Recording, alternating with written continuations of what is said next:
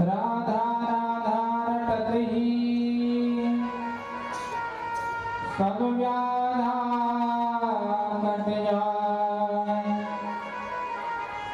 कोटि जन्म की आपदा श्री राधा रट जाए। गोपाल कृष्ण भगवान की। गोविंद जय जय गोपाल जय जय गोविंद जय जय गोपाल जय जय गोविंद जय जय गोपाल जय जय गोविंद जय जय गोपाल जय जय। राधा रमण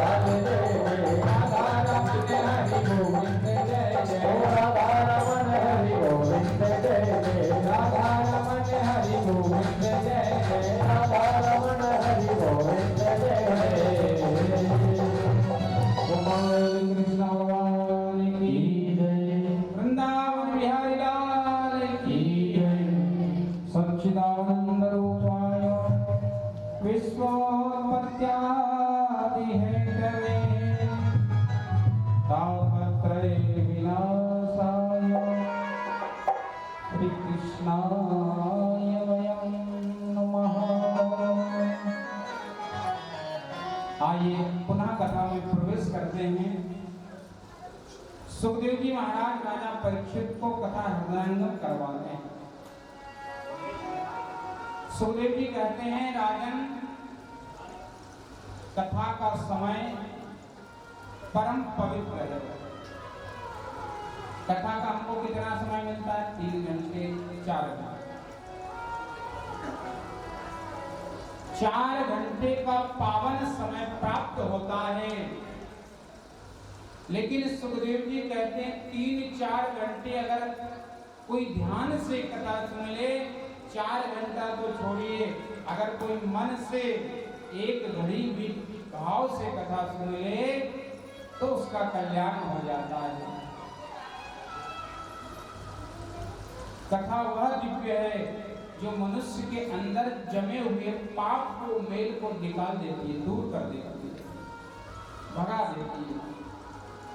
कथा में इतना रस है, स्वाद है, कथा इतनी मीठी होती है। लेकिन किसके लिए? रसिक कहा, भूमि भाव कहा। जो रसिक है, जो भावुक है, उसके लिए कथा मीठी है, और जो रसिक भावुक नहीं है उनका कथा में मन नहीं लगता। एक सेठ जी थे, प्रतिदिन सेठानी कहती कथा सुनकर आओ, कथा सुनकर आओ, पर सेठ जी नहीं जाते। कथा में 3 घंटे क्या करना? बकासी लेना, मुंह फाड़ना और क्या करना? 3 घंटे समय बर्बाद ही करना है। सेठानी ने कहा, कथा में बड़ा रस है, कथा में बड़ा स्वाद आता है। सेठ जी ने कहा, मां क्या स्वाद आता होगा? एक पंडित जी बोलते हैं, बाकी सब चुपचाप बैठकर हाथ बांधकर सुनते हैं। सेठानी ने कहा, स्वाद लिया नहीं। जिस दिन स्वाद आ गया, जिस दिन नशा चढ़ गया, फिर कथा नहीं छूटेगी। रहता है ना, तम्बाकू खाने वाले को तम्बाकू का नशा चढ़ जाए, ढूंढेगा तम्बाकू वाले कहाँ है? बीड़ी वाले को। जिसको जिस बात का नशा चढ़ जाए, मीरा को चढ़ गया नशा हरि नाम का, मीरा हो गई दीवानी, दर दर घूमने लगी, कहाँ मिलेंगे मेरे श्याम, कहाँ है गोपाल। सेठानी ने कहा, कथा में बड़ा रस है। जबरदस्ती एक दिन सेठ जी को पहुंचा दिया। सेठ जी चले गए। सेठ जी गए तो सेठ जी ने सोचा 4 घंटे आराम कर लें। क्या करें? खंबा देखा, ये 4 खंबे ऐसे, एक खंबा देख लिया। खंबे से टिक गए सेठ जी। पंडित जी ने भगवान का ध्यान किया, सेठ जी ने भी निद्रावस्था को प्राप्त हो गए। सेठ जी सोने लगे। सेठ जी सो गए, कथा चलती रही, कथा पूरी हो गई, पर सेठ जी की नींद नहीं खुली।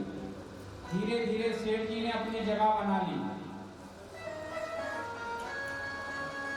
कथा पूरी हुई, आरती हो गई।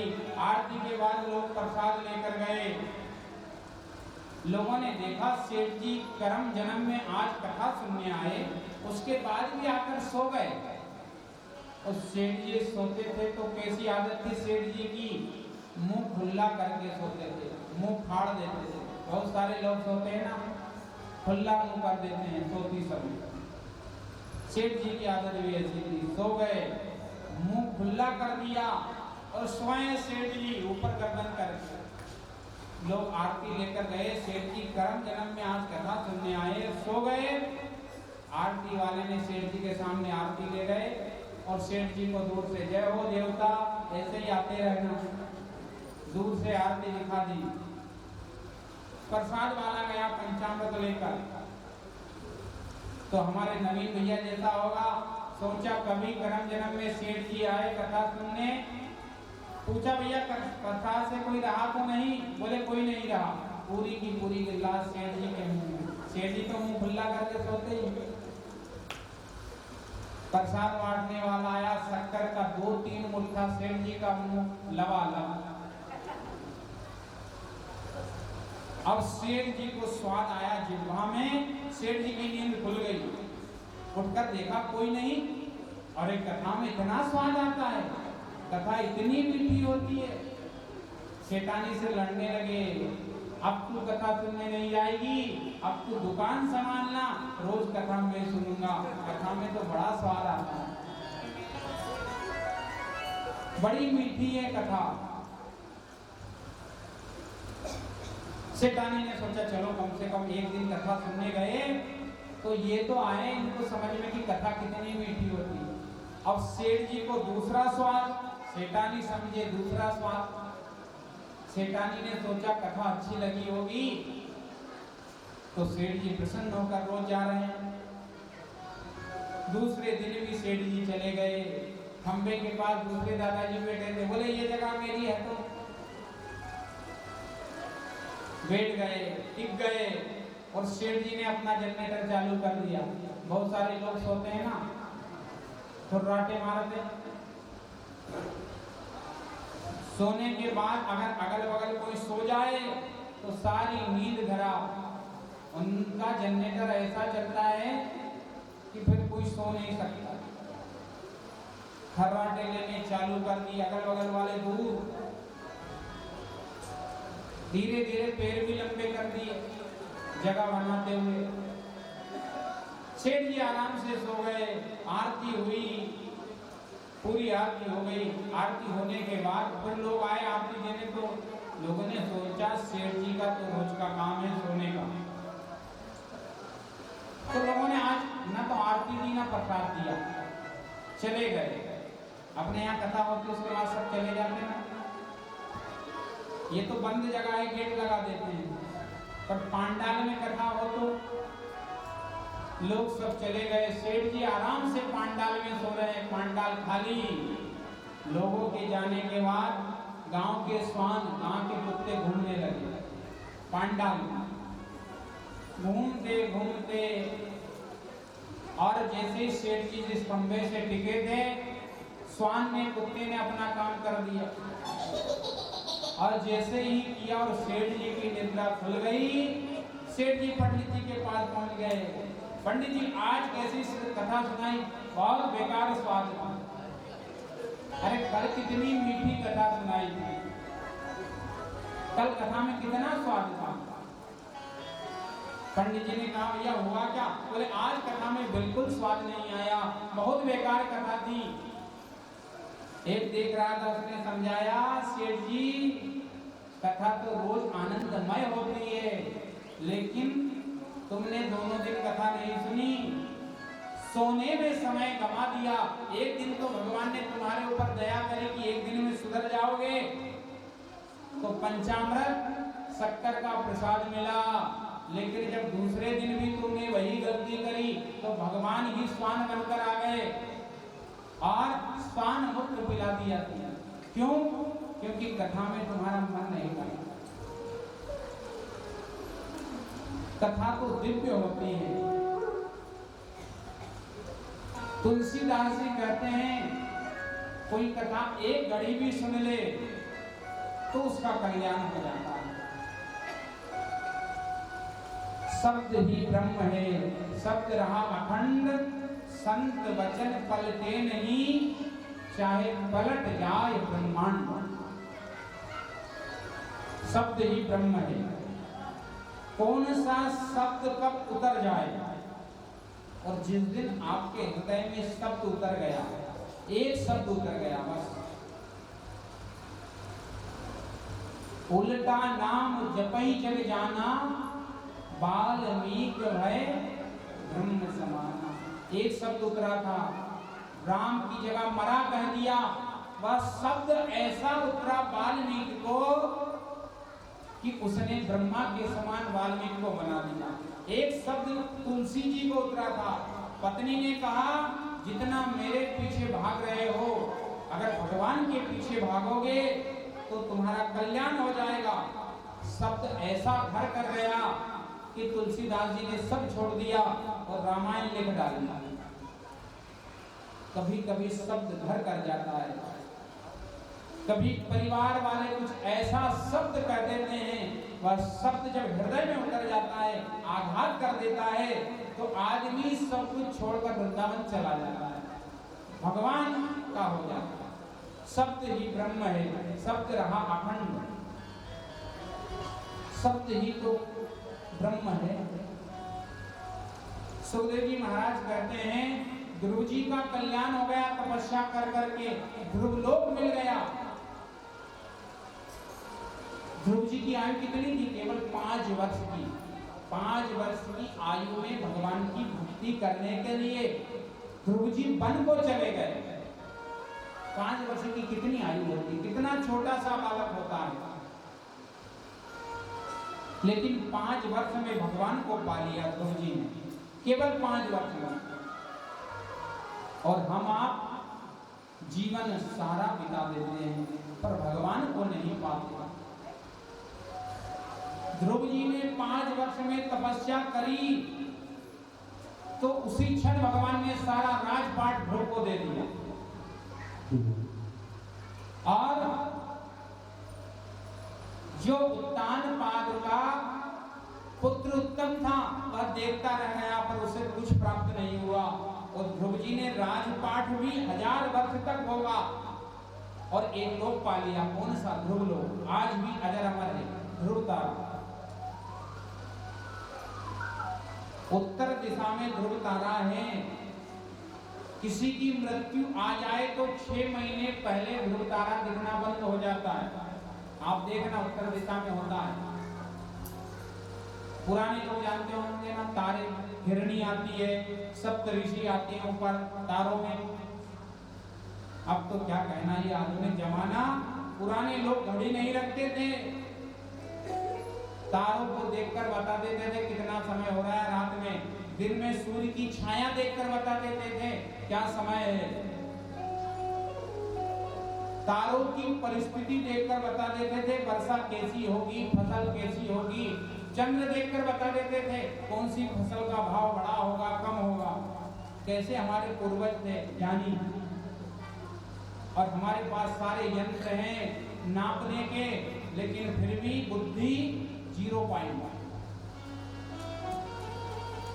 पहले लोग सब कुछ याद रखते थे, आजकल कुछ याद नहीं रहता। मोबाइल तो भैया परिवार, भाई का नंबर, अरे बोले मोबाइल में देखते याद नहीं, भाई के नंबर तक याद नहीं रहता। ये परिस्थिति बदलती जा रही है। क्यों?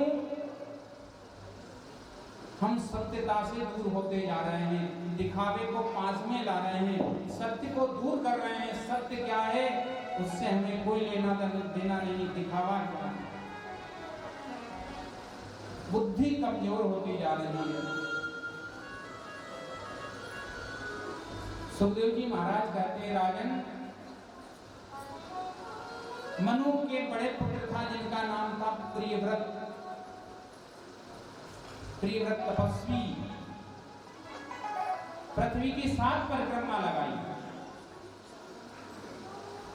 7 परिक्रमा लगाई तो 7 समुद्र बना दिए। हम खूब मोटरसाइकिल घुमाते हैं।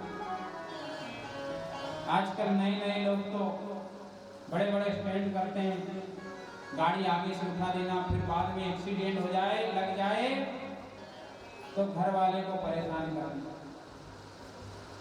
प्रियव्रत ने 7 बार अपने रथ को घुमाया, 7 समुद्र बन गए। प्रियव्रत ने मन में विचार किया कि रात्रि सोने में चली जाती है। मनुष्य की आयु, आधी आयु तो सोने में जाती है ना सोने। हम सबकी कितनी आयु है? कितनी आयु होगी? कितनी होगी गोविंद भैया? आप पंडित जी हो, पुरोहित हो, सबकी आयु कितनी होगी? सबकी आयु, आजकल तो क्या कहना, आयु का वैसे भरोसा नहीं, फिर भी मान लिया जाए कि एक अनुमान से 100 वर्ष, 100 वर्ष से ज्यादा तो नहीं रहती, 100 वर्ष पहुंचना भी कठिन है आजकल तो। फर्टिलाइजर का जमाना है, दवाई का। फिर भी मान लो 100 वर्ष, 100 वर्ष में 50 वर्ष तो हम सोने में गंवा देते हैं। सोने में आधा सोते हैं, रात में सोते हैं, दिन में जागते हैं। 100 वर्ष में 50 वर्ष सोने में गई, बची 50 वर्ष। उसमें 20 वर्ष बचपना छोड़ दीजिए। 20 वर्ष तक बच्चा कुछ नहीं करता, पढ़ाई करना, खेलना कूदना, इसमें 20 वर्ष छोड़ दीजिए। और 80 के बाद भी बूढ़ा आदमी कोई काम का नहीं, तो 20 वर्ष वो भी छोड़ दीजिए। बचे कितने? केवल 10 वर्ष। 50 सोने में गए, 20 खेलने कूदने में गए, 20 बुढ़ापे में चले गए, बचे 10 वर्ष। 10 वर्ष में क्या क्या कर लेंगे? इन 10 वर्षों में भगवान की भक्ति ही कर लो, ताकि जीवन सुखमय हो जाए।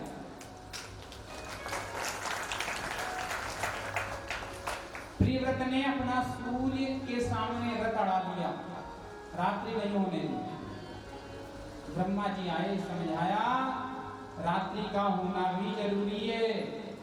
जो लोग रात्रि में सोते हैं वही साधक लोग तपस्या करके अपनी सिद्धि को प्राप्त करते हैं।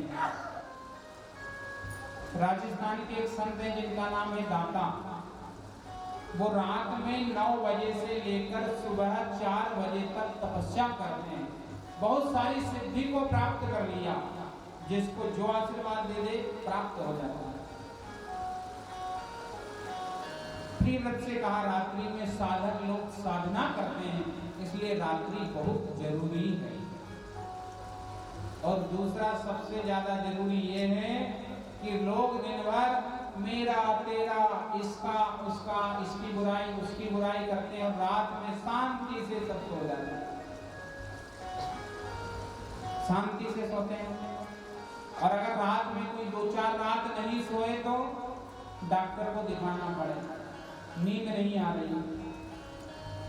इसलिए रात्रि की भी आवश्यकता है। प्रियव्रत को समझाया, प्रियव्रत मान गए।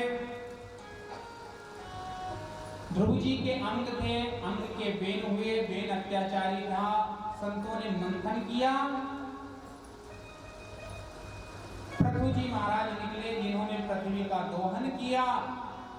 जिस पृथ्वी ने अन्न जल अपने अंदर ग्रहण कर लिया था। अब आप ध्यान से सुनना, आप सब किसान लोग हैं। पृथ्वी अन्न कब देती है? तब इस भूमि पर, इस संसार में पुण्य होता है, तब ये पृथ्वी अनाज उधर से निकालती है, उत्पन्न करती है। और जब जब पाप बढ़ता है, पृथ्वी अनाज को अपने उदर में समा लेती है। हम कहते हैं भैया बीज खराब था, दवाई अच्छी नहीं थी, ये अच्छा नहीं था। वो नहीं, पृथ्वी ने देखा कि पाप बढ़ रहा है, अन्न को अपने उदर में समा लिया। पृथु महाराज के समय में भी ऐसा हुआ। पृथु महाराज ने पृथ्वी को डांटा, समझाया, अगर आप अन्न देना बंद कर दोगे तो ये सब मनुष्य खाएंगे क्या? तब पृथ्वी गाय बनी। और पृथ्वी जब गाय बनी तो पृथु महाराज ने उसका दोहन किया, अन्न आदि सब था। पृथु महाराज के नाम से ही इस पृथ्वी का नाम पृथ्वी पड़ा, पहले भूमि था। पृथु महाराज ने दोहन किया, नाम पड़ गया पृथ्वी। सुखदेव जी महाराज कहते हैं प्रियव्रत के नाभि हुए, नाभि के ऋषभदेव, और ऋषभदेव के यहाँ भरत का जन्म हुआ। उन भरत ने अपना सारा राजपाट अपने बच्चों को सोकर वन में चले गए, तपस्या करने लगे। लेकिन एक दिन योगवश क्या हुआ, एक गर्भवती हिरणी आ गई। सरोवर में जलपान करने लगी। सिंह ने दहाड़ लगाई तो हिरनी ने छलांग लगा दी। पेट का गर्भ हिरनी का उस जल में गिर गया। हिरनी भाग गई। भरत को दया आ गई, अपने आश्रम में ले आए, लालन पालन करने लगे। जो 20 घंटा की तपस्या करते थे कम हो गई। कितनी हुई? 12 घंटा। और कम हो गई 6, और कम हो गई 4, और कम 2, बाद में पूरी खत्म। हर समय हिरनी के बच्चे का ध्यान रखना, कहाँ जा रहा है, क्या कर रहा है।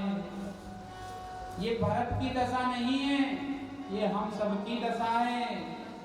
हम सब भी ऐसे परेशान हैं, बच्चे का क्या हो रहा है, कहाँ जा रहा है।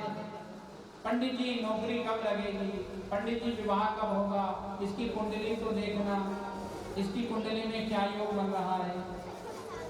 तो कुछ लोग कहते हैं पंडित जी हम तो हमारी संतान से परेशान हैं, एक भी नहीं सुनता, सब मन की करता है। हम भी परेशान है ना अपने परिवार संतान में, भरत के जैसे। एक दिन हिरनी का बच्चा भरत को छोड़कर चला गया। हमारी संतान की जब विवाह हो जाता है, अपने पैर पर खड़ी हो जाती है, पिता से कहती पिताजी आप चुपचाप बैठे रहो, अब आपका कोई काम नहीं, राम राम भजो और घर में बैठो, सब संभाल लेंगे हम देख लेंगे सब क्या है, तुम ज्यादा चिंता मत करा करो। हिरनी का बच्चा छोड़कर चला गया। इतना मोह था हिरनी के बच्चे से कि तपस्या छोड़ दी। हिरनी के बच्चे के याद में तड़प तड़प कर भरत की मृत्यु हो गई। अंते मति सो गति। अंत में हिरनी के बच्चे का ध्यान किया तो मति भी वैसी हो गई, गति भी वैसी हो गई। हिरण का ध्यान किया, अगला जन्म हिरनी का हुआ, हिरण का हुआ।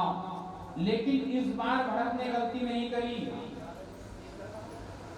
अपनी स्मृति बनाकर रखी कि भगवान को ही ध्यान करना है, भगवान का ही ध्यान करना है, इसके अलावा कुछ नहीं। एकांत में वन में जाकर भगवान की स्तुति करता। हिरण का जन्म छूट गया, एक ब्राह्मण के घर जन्म हुआ। बहुत पढ़ाने की कोशिश की, प्रयास किया, पर भरत पढ़े नहीं तो नाम रख दिया जड़ भरत। ये कोई काम का नहीं। ये संसार वाले कब तक आपको पूछेंगे, जब तक आप उनके काम के हो। पिता काम का है क्योंकि अभी जमीन जायदाद है, कमा रहे हैं, नौकरी है, खूब आदर करेंगे, पिताजी आइए बैठिए, स्वागत करेंगे। लेकिन जिस दिन पिताजी ने चाबी अपने पुत्र को दी, राम राम कर लेंगे दूर से, बैठिए आप। तो भरत ने सोचा अगर संसार के काम के रहेंगे तो संसार वाले आगे पीछे घूमते रहेंगे, इसलिए कोई काम के मत रहो। निर्बुद्धि हो गए, सब कुछ जानते हुए भी। भाइयों ने सोचा कोई काम का नहीं, खेत में छोड़ दो, कम से कम खेत की रखवाली तो करेगा। लेकिन भरत जी तो यहाँ भी राम जी की चिड़िया, राम जी का खेत, चुगोरी चिड़िया भर भर पे। भरत जी को यहाँ भी कोई लेना न देना, मगन रहना। चिड़िया चुग रही है, भरत जी कह रहे खाइए, आपका ये सब। राम जी का खेत है और चिड़िया भी राम की है। सारे लोग भगवान के हैं। भाइयों ने देखा ये कोई काम का नहीं। खेत में भी आता है तो सारा अनाज चौपट। भाइयों ने समझाया खेत की रखवाली के लिए रखा, यहाँ तो कुछ अच्छा काम कर। क्या करूं? बोले जो चिड़िया चुग रही को भगा दिया करो। क्यों भगाऊं? क्या वो जीव नहीं है? क्या उनका पेट नहीं है? कितना सा पेट है? और वो तो एकत्रित भी नहीं करती। कोई पक्षी एकत्रित करता है बताइए? जितनी भूखे उतना खाता है। हम इंसान की कमी है। पेट तो पेट, पुरानी कहावत है ना, पेट भी भर लिया कोट भी भर लिया।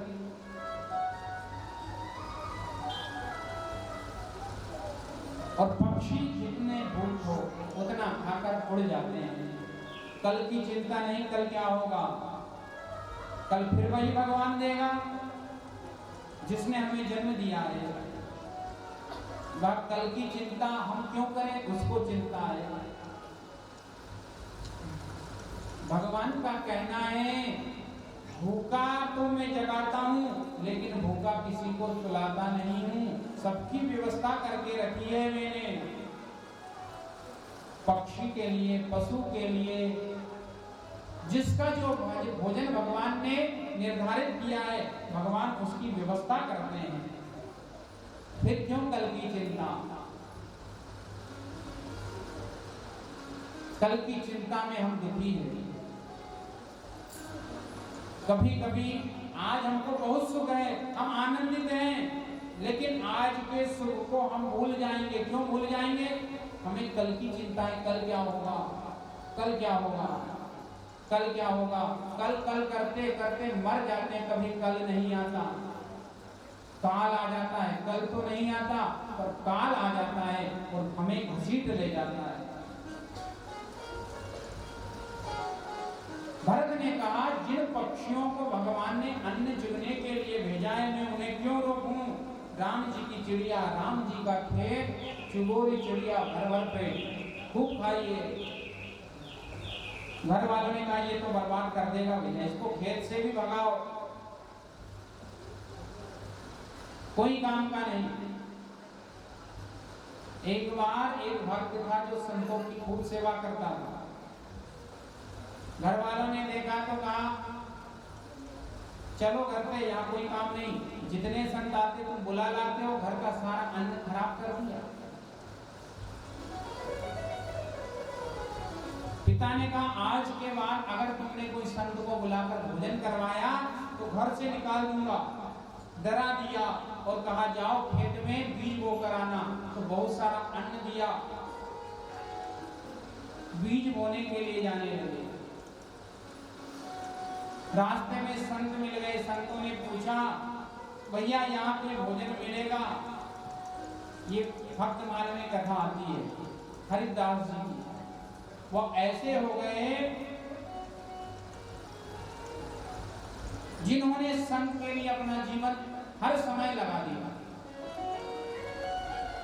विचार किया कि गांव में इनको कौन जिमाएंगे, तो जो बीज खेत में बोने जा रहे थे वो संतों को दे दिया, इसे खा लीजिए। खेत में क्या बोए? पिता के डर से खाली हल चला दिया। पिता ने पूछा क्या किया? खेत बो दिया। बोले बो दिया। और भगवान का नाम लेते रहे। बीज बोती समय भी भगवान का नाम लिया। और कुछ दिन बाद देखने गए तो भगवान भी इतने कृपालु है कि जिन संतों को भोजन करवाया उन संतों ने जितना लगा उतना खा लिया और उसी के खेत में सारा अनाज फूक गए। जाकर भक्त ने देखा तो फसल बहुत अच्छी जम गई। विचार किया मैंने कुछ नहीं बोया फिर भी फसल जम गई। विश्वास हो गया कि जो भगवान सबको देता है, आज उसने मेरी भी लाज रखी, मेरी भी इज्जत रखी। भरत को निकाल दिया। भरत जी चल दिए वहां एकांत में। एक दिन राजा रघुवर अपनी पालकी में जा रहे थे। एक कहार बीमार पड़ गया। रघुवर ने आवाज लगाई, भरत जी चल दिए, पालकी में लग गए, चलने लगे। लेकिन भरत जी चलते चलते जब चींटी आ जाए तो उसको बचाने के चक्कर में आगे पैर रख दे तो इससे रघुवर की पालकी हिल जाए। रघुवर को क्रोध आ गया, पालकी से नीचे उतर गया कहारों को डांटने लगा, कौन मूर्ख है जो इस प्रकार हल रहा है, बार बार मेरा सिर टकरा रहा है। सब कहारों ने कहा ये नया नया अभी जो लगा है ना, इसको चलने का तरीका पता नहीं है। भरत जी चलते हैं तो चींटी को बचाते हैं, और हम तो खेत में ईल लग गई भैया, करो स्प्रे, मच्छर पड़ रहे हैं, घुमा दो।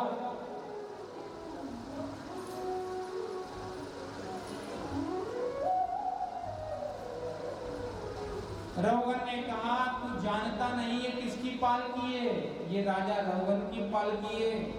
इस पालकी में लगने का सौभाग्य बहुत मुश्किल से प्राप्त होता है। तू पालकी में चल रहा है, तेरा सौभाग्य है।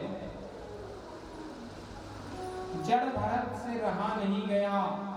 ये कपिल भगवान के संत के दर्शन के लिए जा रहे हैं, और इनकी बुद्धि अभी भी इतनी बिगड़ी हुई है, आज इनको कुछ ज्ञान देना चाहिए। बोल पड़े, अरे राजा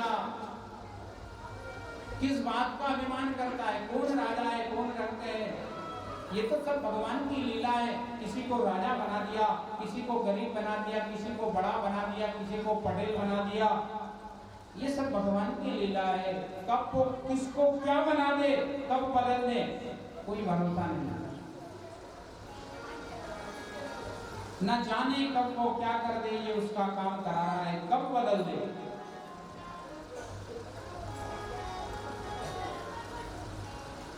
और तू कपिल भगवान के दर्शन को जा रहा है, जीवों का हनन करके दूसरों के मस्तक पर बैठकर। संतों के दर्शन के लिए ऐसे जाते हैं क्या? नियम है, संत के दर्शन के लिए भावुक होकर भाव के साथ प्रेम से उनके पास जाना चाहिए, अभिमान त्याग कर। शास्त्रों में आया है जब संत से मिलने जाओ, जब गुरु से मिलने जाओ, जब अपने कोई प्रेमी से स्नेही जन से मिलने जाओ, जब भगवान की कथा में जाओ, तो भाव के साथ अभिमान त्याग कर और खाली हाथ नहीं जाना चाहिए, वहां कुछ ना कुछ ले जाना चाहिए। इसलिए पहले माताएं अपने पल्लू में गेहूं रखती थी, कथा सुनने जाते थे। माताओं का पल्लू भरा रहता था, तो भगवान की ऐसी कृपा होती थी कि घर में भी अन्नदन्न भरा रहता था। कथा में खाली हाथ नहीं जाना चाहिए, गुरु से मिलने जाओ तो खाली हाथ नहीं जाना चाहिए, अपने स्नेही जन प्रेमी जन से मिलने जाओ तो कुछ ना कुछ उपहार ले जाओ, इसके लिए जो भी बने, फूल ले जाओ, फूल ही ले लो। भरत ने कहा राजन तेरा अभिमान इतना ज्यादा है कि तू संत के दर्शन के लिए लायक नहीं है, तू क्या संत का दर्शन करेगा? और तू अपने आप को कह रहा मेरी गर्दन टकरा रही, ये दुख हो रहा वो दुख। अरे ये दुख शरीर के लिए, आत्मा के लिए नहीं है। ये सुख दुख केवल शरीर के लिए होते हैं, आत्मा के लिए नहीं। आत्मा तो अजर अमर है, आत्मा ना मर सकती है, आत्मा ना जल सकती है, आत्मा को ना डुबोया जा सकता है, ना उसे कीलों से काटा जा, तलवार से काटा जा सकता है। आत्मा तो अजर अमर है। ये सब शरीर के लिए होता है, सुख दुख मान अपमान हानि, ये किसके लिए? शरीर के लिए। आत्मा को इसका कोई फर्क नहीं पड़ता। रघुवन ने ये बात सुनी और जड़ भरत के कंधे पर जनेऊ देखी तो भयभीत हो गए, ये तो कोई ब्राह्मण है, चरणों में गिर गए।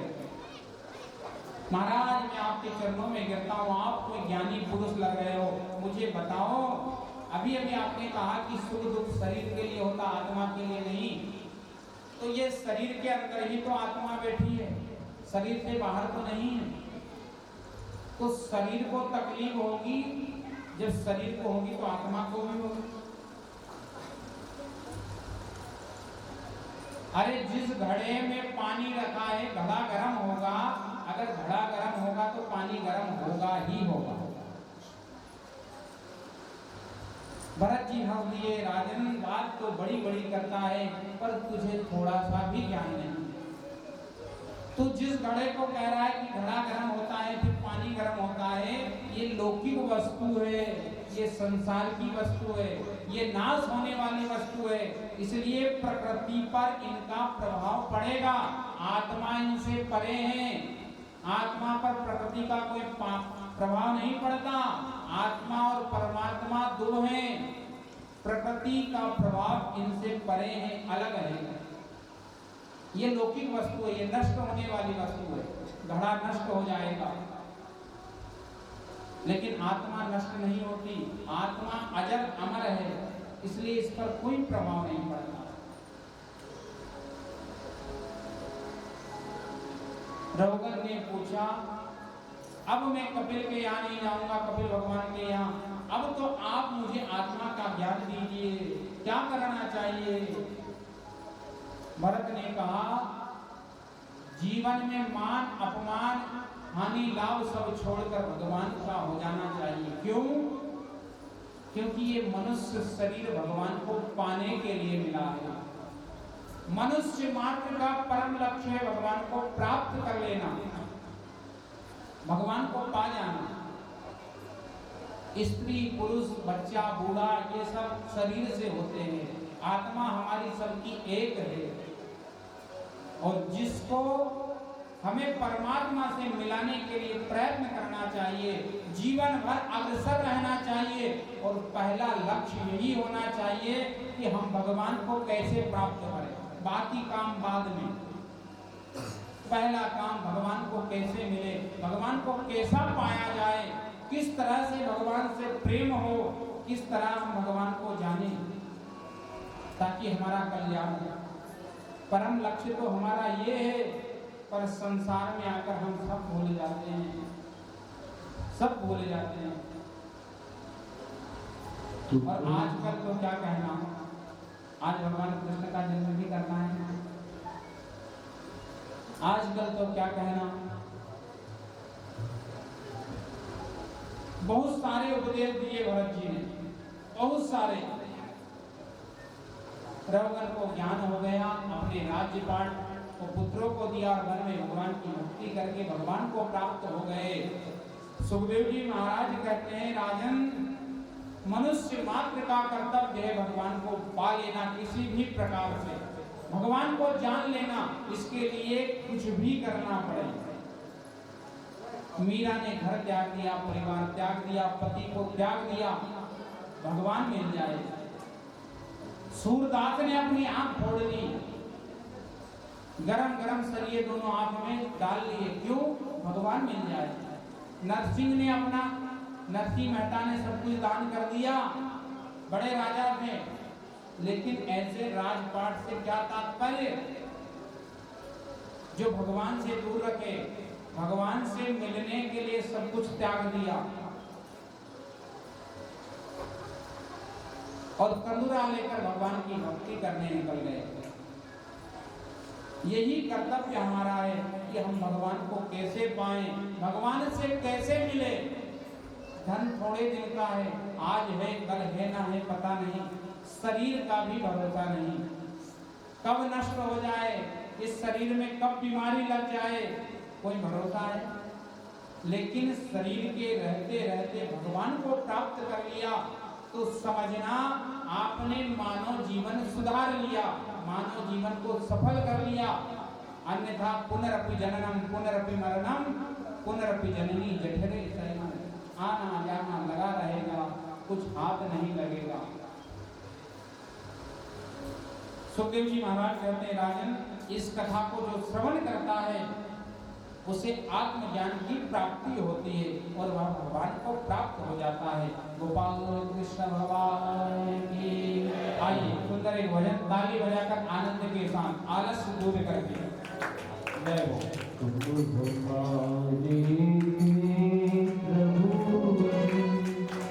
तुम हमारे हो, तुम हमारे ही रहोगे।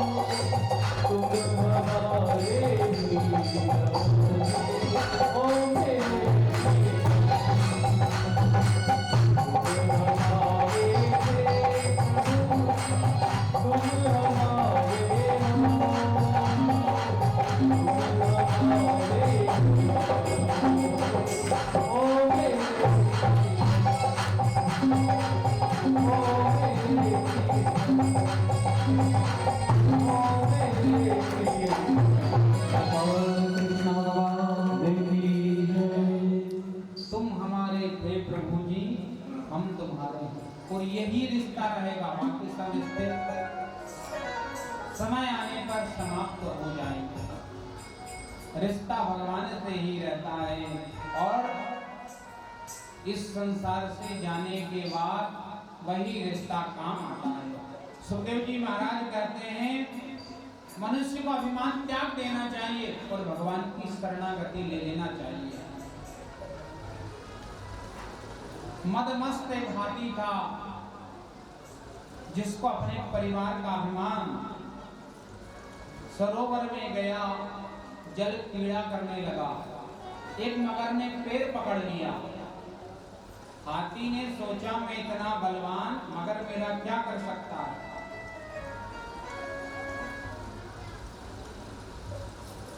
लेकिन जब मगर ने पैर नहीं छोड़ा तो अपना सारा बल लगा लिया, लेकिन अपना पैर छुड़ा नहीं पाया। परिवार वालों से कहा, परिवार वालों ने भी सारा बल लगा दिया, लेकिन मगर ने पैर नहीं छोड़ा। जब अभिमान हम पर ज्यादा चढ़ जाता है तो वही अभिमान बनकर हमारा पैर पकड़ लेता है, और फिर कितना भी आप प्रयास करना छूट नहीं पाता।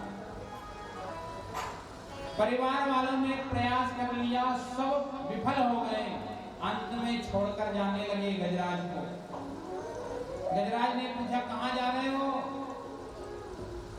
बोले आपके लिए कब तक भूखे रहे। छोड़ दिया। गजराज को वैराग्य हो गया। वैराग्य कब आता है? भगवान याद कब आता है? जब संसार वाले हाथ जोड़ लेंगे फिर भगवान याद आएंगे। उसी क्षण वैराग्य हो गया गजराज को, और उसी क्षण भगवान को याद किया, भगवान को पुकारा। तिल भर सूंड रही जल बाहर, तब हरि नाम पुकारा। गज की टेर सुनी रघुवर ने, गरुड़ छोड़ पधारा। परिवारों ने साथ छोड़ दिया, लेकिन भगवान ने गरुड़ छोड़कर गज की रक्षा करी। ग्रह को सुदर्शन से काट दिया, ग्रह को मुक्त कर दिया। किसी ने पूछा, पुकारा गजराज ने, और आपने मुक्त किया ग्रह को। भगवान ने बड़ी सुंदर बात कही, जो मेरा पैर पकड़ता है, जो मुझे याद करता है, उसको तो मैं तारता ही हूं, लेकिन जो मेरे भक्त के पैर पकड़ ले, मैं पहले उसे तार देता हूं, पहले उसे तार देता हूं। हम अगर भगवान तक नहीं पहुंच पाए तो कम से कम भगवान के भक्तों के चरण तो पकड़ लें, तो भी तर जाएंगे। और भगवान का एक कहना है, मेरा मान टले टल जाए, भक्त का मान न टलते देगा। कोई भगवान को अपशब्द कह दे, भगवान कहेंगे चलो ठीक है चलेगा, लेकिन कोई भगवान के भक्त को अपशब्द कह दे, फिर भगवान उसे नहीं छोड़ते। हिरण्यकश्यपु ने प्रहलाद को बहुत डांटा, मारने का प्रयास किया, भगवान से रहा नहीं गया। पूछा प्रहलाद से, कहां है तेरे हरि? क्या इस खंबे में है? प्रहलाद ने कहा, मेरा हरि तो सभी जगह है, हरि व्यापक सर्वत्र समाना, प्रेम के प्रकट होई में जाना। भगवान तो सब जगह है, हमारा प्रेम और विश्वास होना चाहिए। नामदेव ने तो कुत्ते में भी भगवान को प्रकट कर लिया। नामदेव भोजन बना रहे, एक श्वान आया, कुत्ता आया, भोजन बनाते बनाते नामदेव की एक रोटी लेकर भागने लगा। तो नामदेव जी पीछे पीछे घी की कटोरी लेकर भाग रहे हैं, और क्या कह रहे हैं, अरे भगवान सूखी रोटी मत खाना, उसमें घी तो लगाने दो। तो उसी श्वान में भगवान प्रकट हो गए। हरि व्यापक सर्वत्र समाना, प्रेम ते प्रकट होई में जाना। भगवान तो सभी जगह है। घट घट मेरा साइया, सूना घटना कोय, बलिहारी वा घट की, जा घट प्रकट होय। भगवान तो सब जगह है। सभी जगह है। हमारा प्रेम कहाँ टिकता है? कोई का संतों पे टिक जाए, भगवान संत के रूप में आ जाते हैं। किसी का ब्राह्मण पर टिक जाए, ब्राह्मण के रूप में भगवान बामन बनकर आ जाते हैं। जिसका जिस पर टिक जाए, प्रेम होना चाहिए। माता पिता पर टिक जाए, जैसे हमारे अभी विधायक महोदय, सांसद विधायक महोदय कह रहे थे ना कि माता पिता की सेवा कर। वो कब करेंगे? जब हम उस बात को समझेंगे, उस प्रेम को जगाएंगे, हमारे अंदर वो बात आएगी, उतना प्रेम उत्पन्न होगा, तो माता पिता को ही श्रवण के समान सेवा करके हम मुक्त हो जाएंगे। पर वो अंदर आना तो चाहिए, अन्यथा दिखावा। एक बार एक बहू ने बहुत सेवा करी अपनी सास की, तो सास ने आशीर्वाद दिया, बहू खूब अन्न धन से भरे तेरा घर। बहू का घर खूब भर गया, क्योंकि सच्ची सेवा करी, प्रेम से घर भर गया। पड़ोसन ने देखा कि बहुत अच्छी व्यवस्था हो गई, पूछा क्या करा? बोले कुछ नहीं करा, मेरी सास की खूब सेवा करी तो उसने आशीर्वाद दिया, तो मेरा घर अन्न धन से भर गया। क्या किया? बोले प्रातः भोजन करवाती, गरम गरम पानी से स्नान करवाती, सोते समय हाथ पैर दाबती। अब पड़ोसन के अंदर सेवा का भाव नहीं, लालच का भाव, कैसे धन आए। तो दूसरे दिन अपनी सासू से कहा, सासू जी अब कुछ काम मत करना, सारा काम मैं करूंगी। सास ने कहा क्या बात है, आज कौन गुरु मिल गया जो रोज तो सारा काम मेरे से करवाती, आज ऐसा कौन गुरु मिल गया? बोले चुप रहो, आप बात मत करो। अब सुबह उठते ही और सासू के पास जाकर सासू से कहे भोजन कर लो, सासू के भूख नहीं, सासू जी करना पड़ेगा। जबरदस्ती 2-4 रोटी, सासू का पूरा पेट खराब कर दिया। नहाने की बारी आए, भर वैशाख गर्मी का महीना, ज्येष्ठ का, सासू कहे नहाना है, बहू के रुको अभी गर्म पानी लाने दो। अच्छा, उबलता हुआ गर्म पानी, आप बैठ जाइए। जो डाला ऊपर से चढ़ाता सारा चमड़ा निकाल दिया। सासू के वाह बहू बहुत अच्छी सेवा कर रही है।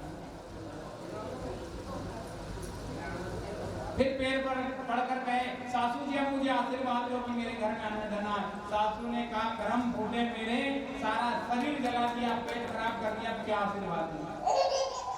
क्या आशीर्वाद दूं? देखा देखी धरे योग, घटे काया बड़े रोग। ये तो अंदर से उत्पन्न होना चाहिए। जिस दिन अंदर से हमारे अंदर ऐसा प्रेम भाव जाग गया, भगवान वहीं प्रकट हो जाएंगे। प्रहलाद ने कहा इस खंबे में मेरे भगवान हैं। हिरण्यकश्यप ने कहा क्या तेरे भगवान इस खंबे में हैं? प्रहलाद ने कहा हाँ। तो भगवान उसी खंबे से निकल गए और हिरण्यकश्यप का वध कर दिया। हिरण्यकश्यप ने बहुत सारे ब्रह्मा जी से आशीर्वाद मांग रखे थे, ना दिन में मरूं, ना रात में मरूं, ना अस्त्र से मरूं, ना शस्त्र से मरूं, ना नर से मरूं, ना नारायण से मरूं, ना ऊपर मरूं, ना नीचे मरूं, ना कोई से 12 महीने में, कोई से महीनों में मरूं। ब्रह्मा जी ने कहा बस भैया, और कितना आशीर्वाद मांगेगा, कुछ बचाएगा? भगवान ने ब्रह्मा जी के आशीर्वाद की लाज भी रखी, अपने गोद में बैठा लिया। हिरण्यकश्यप ने कहा मैंने ब्रह्मा जी से वरदान मांगा है, ना ऊपर मरूं ना नीचे। भगवान ने कहा ना ऊपर है ना नीचे, मेरी गोद में है। बोले ना अंदर मरूं ना बाहर? बोले अंदर बाहर नहीं है, द्वार पर है, ना अंदर है ना बाहर है। इसलिए आपको एक दिन बताया था ना, माताओं को डेल पर द्वार पर कभी नहीं खड़ना चाहिए, और शाम के समय तो भूलकर भी नहीं, और कभी भूलकर भी द्वार पर बैठकर भोजन नहीं करना चाहिए। यहाँ हिरण्यकश्यप का वध हुआ था। अब आज से ध्यान रखना सब। अस्त्र से मरो ना शस्त्र से। भगवान ने कहा मेरे बड़े बड़े नाखून हैं, ये ही तेरे शरीर का विदीर्ण कर देंगे। नर से मरो ना नारायण से। नरसिंह भगवान ने कहा ना नर होना नारायण नरसिंह गुरु। 12 महीने में कोई से महीने से नहीं मरूं। भगवान ने कहा अधिक मास तेरे लिए बनाया है। अधिक मास आता ना 3 साल में एक बार, जानते हो आप? अधिक मास आता है पुरुषोत्तम मास। मंदिर में पंडित जी से पूछ लेना कब आता।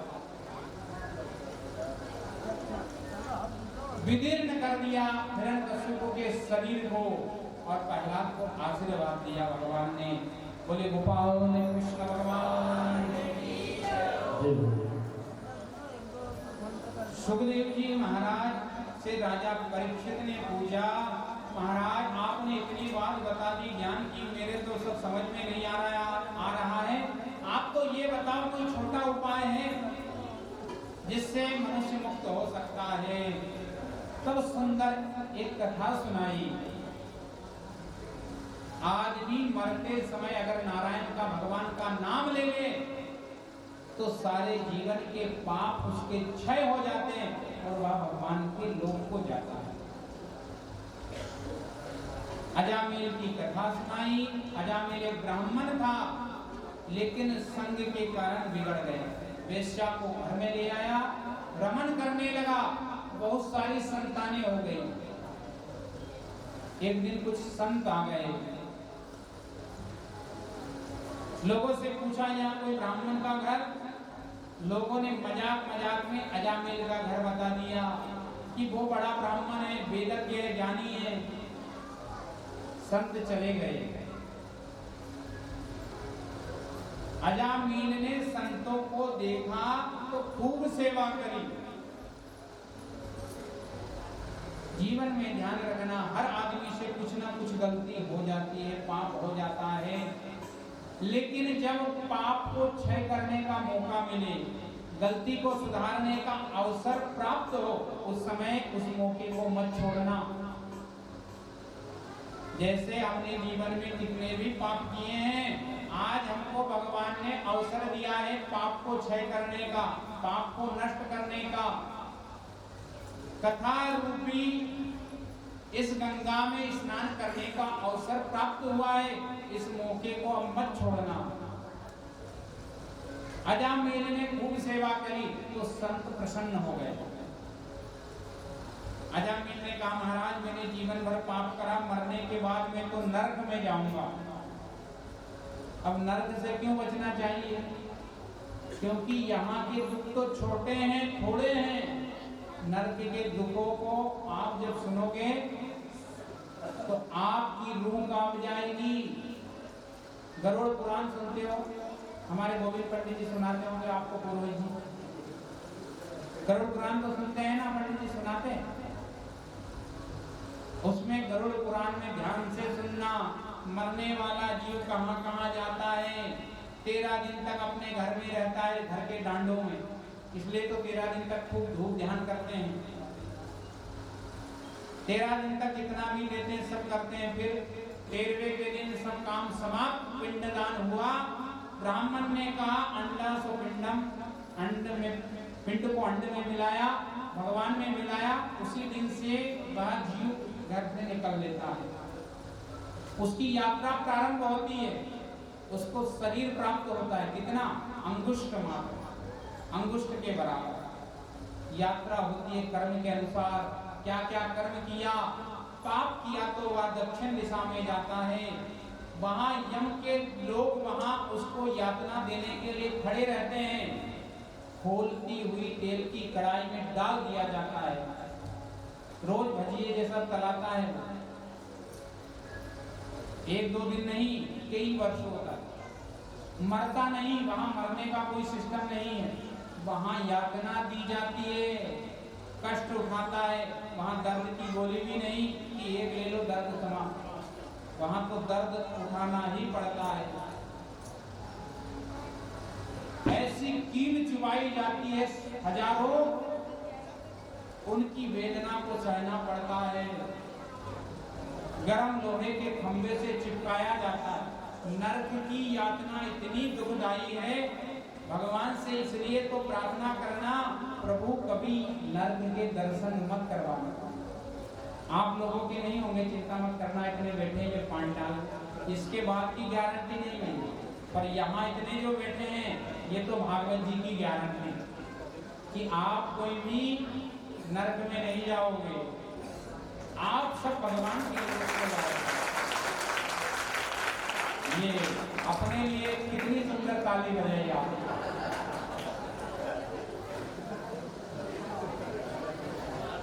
भागवत में आया है कोई एक क्षण भी भागवत सुन ले तो वह भगवान के लोक को जाता है, भगवान के लोक।